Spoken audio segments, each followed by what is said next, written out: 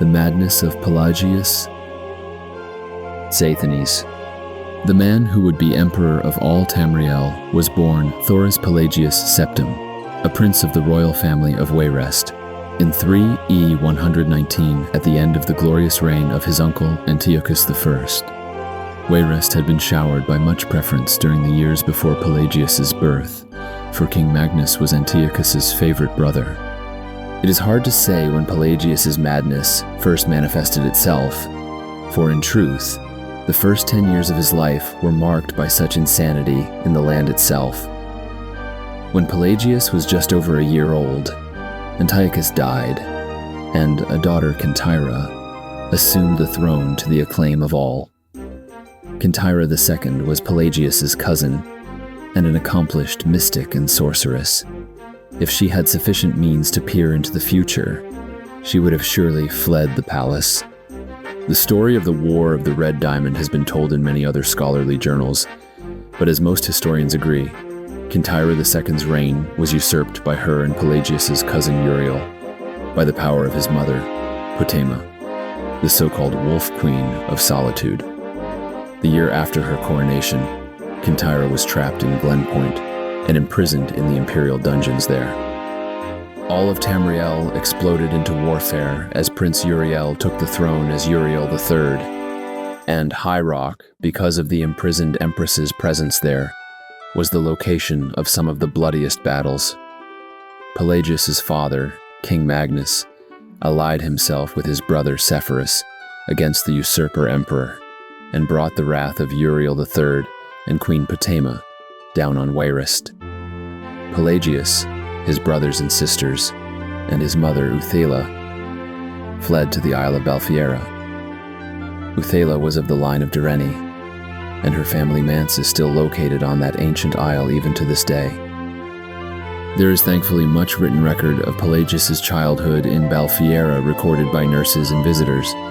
All who met him described him as a handsome, personable boy, interested in sport, magic, and music. Even assuming diplomats' lack of candor, Pelagius seemed like, if anything, a blessing to the future of the Septim dynasty. When Pelagius was 8, Sepphoris slew Uriel III at the Battle of Ichidag and proclaimed himself Emperor Sepphoris I. For the next 10 years of his reign, Sepphoris battled Potema. Pelagius's first battle was the Siege of Solitude, which ended with Potema's death and the final end of the war. In gratitude, Sepphoris placed Pelagius on the throne of Solitude. As King of Solitude, Pelagius's eccentricities of behavior began to be noticeable. As a favorite nephew of the emperor, few diplomats to Solitude made critical commentary about Pelagius. For the first 2 years of his reign, Pelagius was at the very least noted for his alarming shifts in weight. 4 months after taking the throne, a diplomat from Ebonheart called Pelagius a hale and hearty soul with a heart so big it widens his waist. 5 months after that, the visiting princess of Firsthold wrote to her brother that, "The kings gripped my hand, and it felt like I was being clutched by a skeleton." Pelagius is greatly emaciated indeed. Sepphoris never married and died childless 3 years after the Siege of Solitude.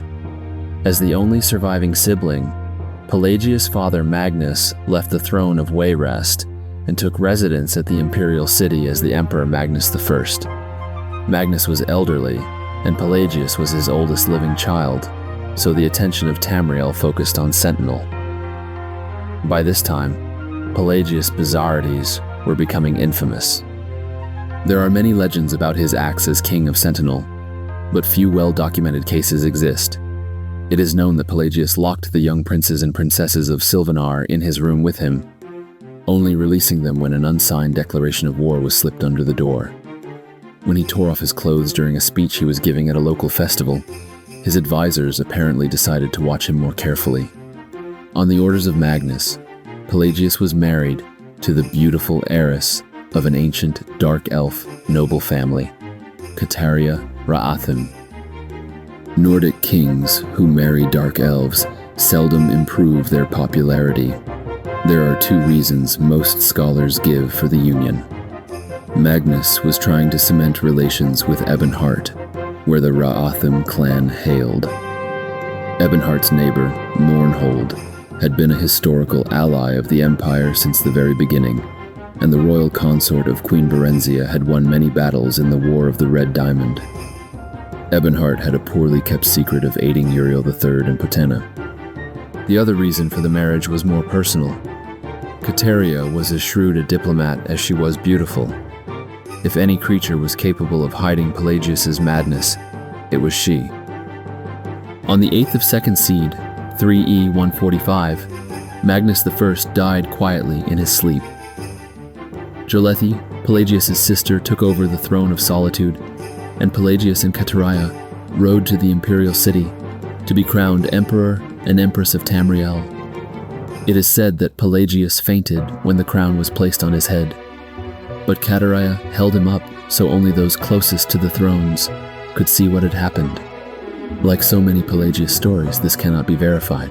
Pelagius III never truly ruled Tamriel. Kateria and the Elder Council made all the decisions and only tried to keep Pelagius from embarrassing all. Still, stories of Pelagius III's reign exist. It was said that when the Argonian ambassador from Black Rose came to court, Pelagius insisted on speaking in all grunts and squeaks, as that was the Argonians' natural language. It is known that Pelagius was obsessed with cleanliness, and many guests reported waking to the noise of an early morning scrub down of the imperial palace. The legend of Pelagius, while inspecting the servants' work, suddenly defecating on the floor to give them something to do, is probably apocryphal. When Pelagius began actually biting and attacking visitors to the imperial palace, it was decided to send him to a private asylum. Kateria was proclaimed regent 2 years after Pelagius took the throne. For the next 6 years, the emperor stayed in a series of institutions and asylums. Traitors to the empire have many lies to spread about this period. Whispered stories of hideous experiments and tortures performed on Pelagius have almost become accepted as fact. The noble lady Kateria became pregnant shortly after the emperor was sent away, and rumors of infidelity and, even more absurd, conspiracies to keep the sane emperor locked away ran amok. As Kateria proved, her pregnancy came about after a visit to her husband's cell. With no other evidence, as loyal subjects, we are bound to accept the empress's word on the matter. Her second child, who would reign for many years as Uriel IV, was the child of her union with her consort, Lariat, and publicly acknowledged as such. On a warm night in Sun's Dawn, in his 34th year, Pelagius III died after a brief fever in his cell at the Temple of Kinnereth in the Isle of Bethany. Kateria I reigned for another 46 years before passing the scepter onto the only child she had with Pelagius, Cassander. Pelagius' wild behavior has made him perversely dear to the province of his birth and death.